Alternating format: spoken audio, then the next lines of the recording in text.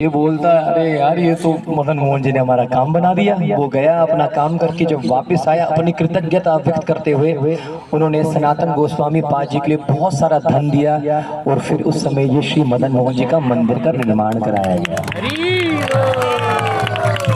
अब मैं आप भक्तों से पूछना ये चाहता हूँ, आपने ये कथा सुनी, क्या सीखा आपने?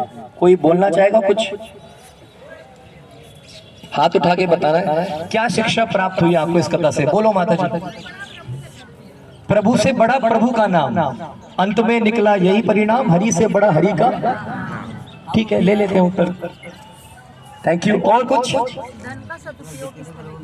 Very nice, very. भगत के वश में है, दंडवत प्रणाम माता जी, दंडवत प्रणाम।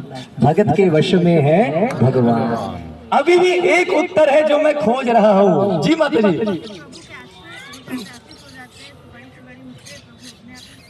जोर से ताली बजाओ।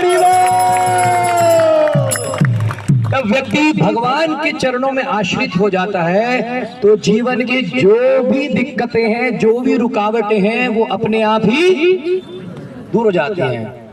तो ये व्यक्ति मदन मोहन जी के चरणों में आया तो उसकी ये जो अड़चन थी, जो बोट अड़ी हुई थी, हमारी भी जीवन की जो नैया है वो भी इस भौतिक संसार में अड़ी हुई है। एक बात, दूसरी बात बहुत सुंदर है, प्लीज ध्यान से सुनना। वास्तव में भगवान आपसे कुछ नहीं चाहते हैं। मदन मोहन जी सनातन गोस्वामी जी की रूखी सूखी रोटी खा ही रहे थे, वो तो लीला कर रहे थे।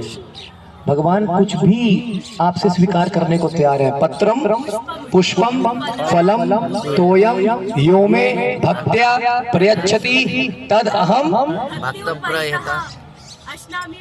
हाँ, ये गीता के श्लोक याद करने हैं आपको। भगवान ने कहते हैं अरे एक तुलसी का दल ही दे दे, पत्रम पुष्पम एक फूल ही चढ़ा दे, ये भी नहीं है तो एक गिलास जल का तो भोग लगा सकता है मेरे को, पर हम नहीं करते। कितना समय हम ठाकुर जी के पास बिताते हैं। पत्रम पुष्पम फलम तोयम, कुछ फल ही दे दे, यो में भक्त्या प्रयच्छति। तो इस मंदिर में आके, जो वृंदावन धाम में 7000 से भी ज्यादा मंदिर है, सोचो आपके ऊपर कितनी कृपा है। इस समय आप ब्रज के मुकुटमणि, ब्रज का सबसे पहले मंदिर मदन मोहन जी के चरणों में बैठे हुए हो। आज ठाकुर जी के चरणों में प्रार्थना करो कि प्रभु जीवन में बहुत कुछ पाया, बहुत कुछ कर लिया, बहुत समय बर्बाद भी कर दिया, लेकिन आज हमें ऐसी प्रार्थना है आपके चरणों में कि भक्ति में कभी कोई रुकावट ना आए। है आपकी ये प्रार्थना की नहीं है कि नहीं है? कि भक्ति में कुछ भी, जीवन में कुछ भी हो जाए, भक्ति में रुकावट ना आए। और श्री सनातन गोस्वामी जी को स्मरण करो, जो प्रतिदिन गोवर्धन जी की, प्रतिदिन जब आप गोवर्धन जी की परिक्रमा लगाते हो ना, 2 दिन तक तो ऐसे खुद मसाज करते हो,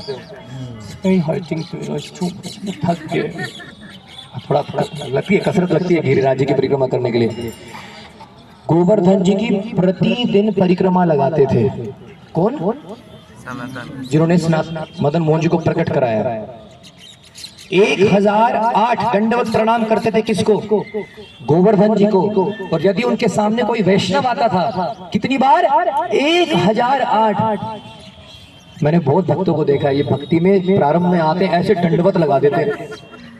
सही बात है माता जी, शुरुआत में दंडवत लगाते हैं, बाद में थोड़े साल ऐंठ के बोलते डंडा मारो इसको। तो सनातन गोस्वामी अपने आचरण से सिखा रहे हैं कि वैष्णवों के सामने कैसे हमें विनम्रता से पेश आना चाहिए।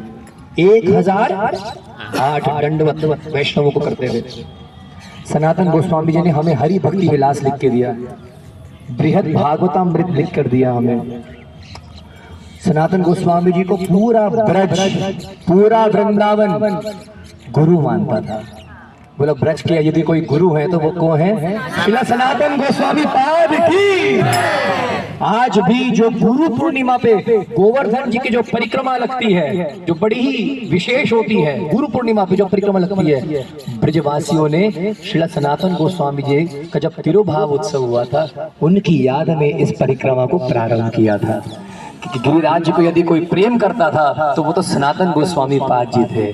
तो उनकी जो समाधि है वो यहीं पर है, आप यहीं से प्रणाम करो। वो यहाँ पर इतना जगह नहीं है नीचे जाने के लिए। सनातन गोस्वामी पाद जी को स्मरण करो, राधा मदन मोहन जी के चरणों में प्रणाम करो।